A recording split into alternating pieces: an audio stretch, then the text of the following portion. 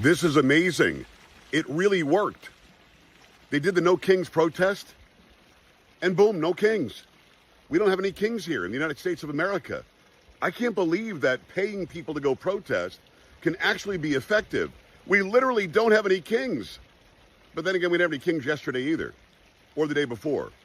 The day before that, no, I just checked, no kings. Tomorrow, I'm thinking no kings. But hell, they paid a bunch of people upwards of $500 a day to go and protest and rally and hold signs that they didn't know what they meant to make sure we don't have any kings. Wow. Can you imagine if they actually went to work, how productive we'd be as a country? If this entire generation of doofuses actually went and tried to accomplish something? But thank God we have no kings. Woo! No kings. You know, if you head out today, do me a favor, do your family a favor, do your neighborhood a favor, look around. If you see any kings, let me know. Okay, so just wanted to give quick thoughts about the No Kings rally, particularly after Donald Trump is continuing to downplay the rally. So just quickly, a couple of thoughts before the rest of the week. Number one, this rally was supposed to serve as a barometer that was meant to measure how far gone our democracy was. Now, were people too scared to protest or not? No, was this sort of anticipatory obedience already kicking in among the population or not? The answer is not yet, right? The answer is that in this country, there continues to be a thriving, growing, peaceful, and somewhat organized opposition. And that is always good for democracy, right? So that is the headline. I think the second aspect here is that there seems to be the ingredients that are necessary to create the beginning of a movement, right? Donald Trump does not win the election and does not sort of mobilize MAGA because of his brilliant policies, right? Because of the way in which that he was able to sell his economic policy to rural America. No, he wins because he was able to invoke a feeling that then fuels the movement. Those feelings are twofold, right? It is a feeling of fear and anger. No, that was the formula. You're starting to see that. You kind of started to feel that in the No Kings rally. Number one, there was fear. Now, people are finally feeling and understanding the threat of authoritarianism, something that wasn't really palpable during the Democrats' closing message in November, right? When Vice President Harris was trying to get Americans to understand the threat of Trump's authoritarianism, people didn't really feel that fear. Now they do. It's a palpable thing. Number two, there's anger. I think you ask a lot of people across the country, they're angry. They're angry at the way in which ICE is carrying out their mass deportation agenda. They're angry at the simple idea that the economy isn't getting better. They are simply angry at the state of affairs. Those two things are really important. Now, there's a third element that I think is missing, and I think it's the most important one, which is that in order for the opposition's movement to thrive, and to really become something powerful and tangible, it has to be about more than just Trump. No, it has to be more than just an anti-Trump agenda, an anti-Trumpism message. It has to be bigger than that.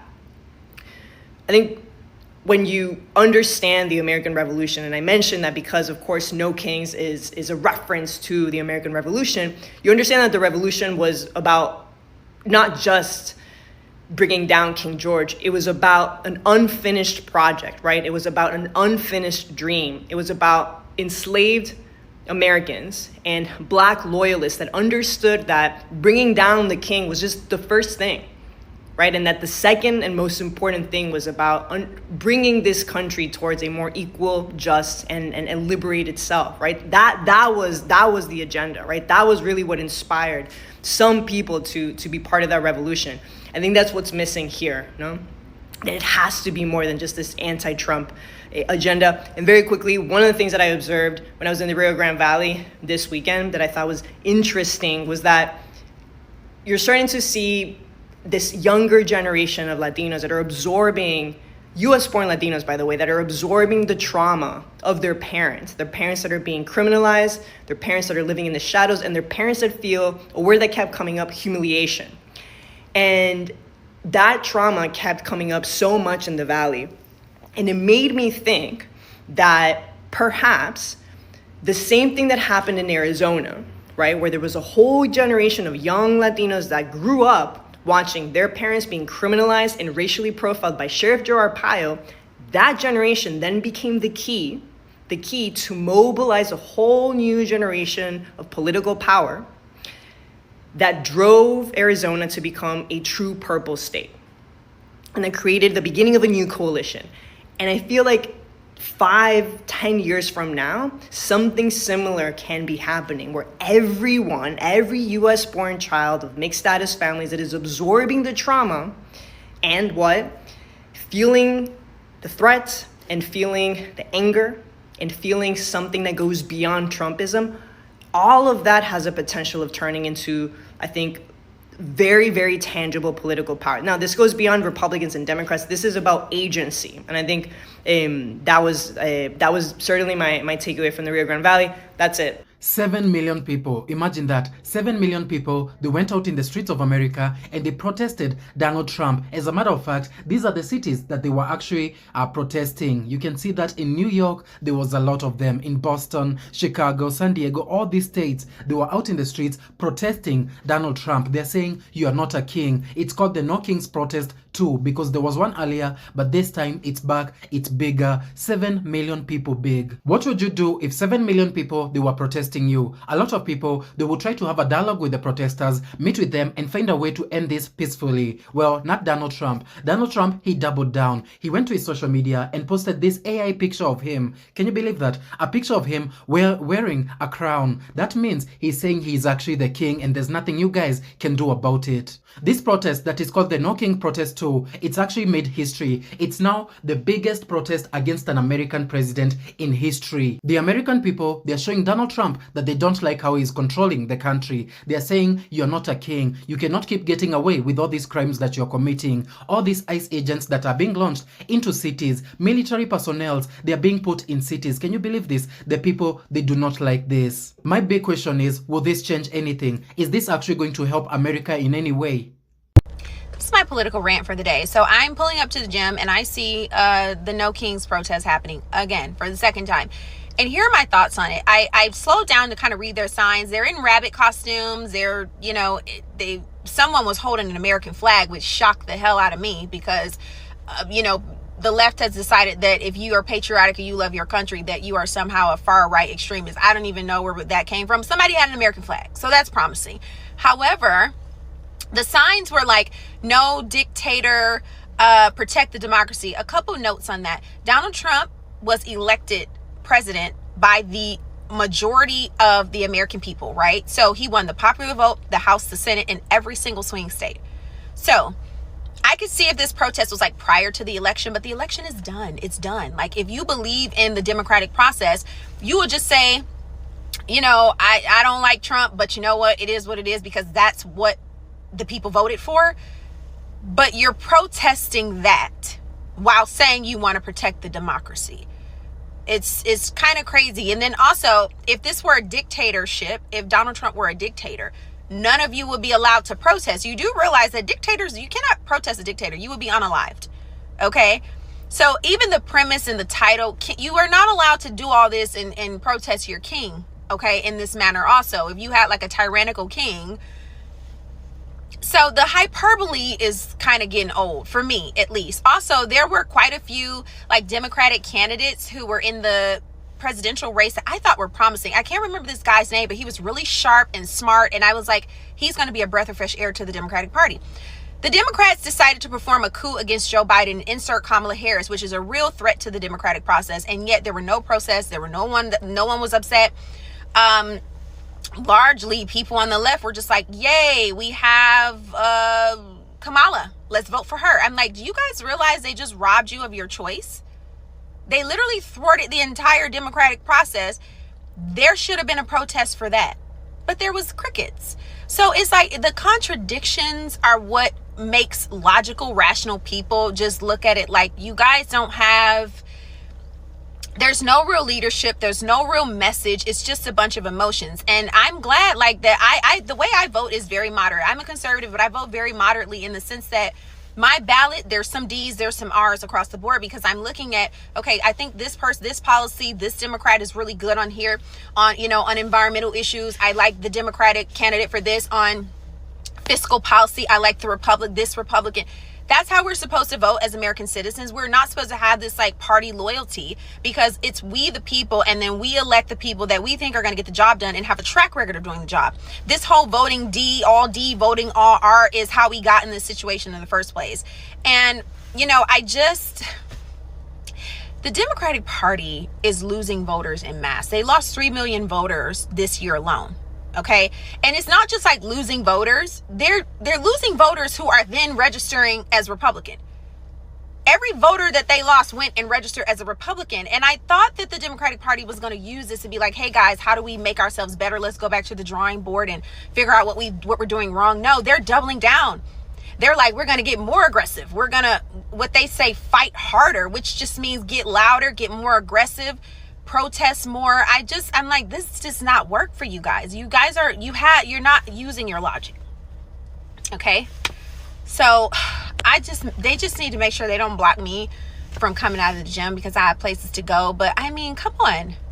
What exactly are you seeking to gain from this, instead of going back to the drawing board and figuring out how to enact some real change and maybe protest the party for their lack of leadership? But it's like this blind loyalty to the party, no matter what they do, I think is just insanity. And this beautiful Saturday, they are outside with rabbit costumes on, talking about a dictatorship. It's a lot. Brothers and sisters, welcome back to the channel. Today we're diving deep into one of the biggest protest movements of the year, the No Kings protest that took place across the United States on October 18, 2025. Now, this wasn't just another weekend rally. It was a nationwide statement, a coordinated call for democracy, accountability, and resistance against what many see as growing authoritarianism within the US government. So let's unpack what really happened, why it matters, and what lessons we can learn from it. The slogan "No Kings" isn't random. It's rooted in American history. The United States was founded on the rejection of monarchy. The founders broke away from King George III under the belief that no single person should hold absolute power. The phrase "No Kings" taps directly into the spirit. It's a reminder that democracy belongs to the people, and no one leader, one party, or one family dynasty. So when protesters hit the streets, chanting "No thrones, no crowns, no kings," they were calling out what they view as the rise of monarchical behavior, unchecked power, disregard for laws, and attacks on democratic institutions. It's not just about one person. It's about protecting the system that allows every citizen to have a voice. On October 18th, tens of thousands, possibly millions of Americans gathered across all 50 states, waving banners and holding up signs that read, "We the people decide, and power belongs to the people." Organizers say the protests were driven by concerns that President Donald Trump's second term has seen a steady consolidation of executive power. Protesters pointed to federal crackdowns on demonstrations, expanded presidential authority, and what they described as a disregard for constitutional limits. In their eyes, these moves blur the line between democracy and dictatorship. That's why they took to the streets, not with violence, but with voices, signs, and call for civic participation. Now, it's important to highlight something that often gets lost in the noise. The majority of No Kings events were peaceful. From different places, citizens of all ages, students, veterans, faith leaders, artists, and activists came together in unity. They sang patriotic songs, carried the American flag, and quoted the Constitution. The message was simple but powerful. Patriotism isn't about obeying one person. It's about protecting the principles that build the nation. Of course, as with any large-scale protest, there were isolated incidents of confrontation. But overall, the tone was one of the nonviolent resistance and civic education, people learning their rights and expressing them peacefully. Let's take a step back. The No Kings protest wasn't just about one weekend or one administration. It's part of a larger conversation happening around the world.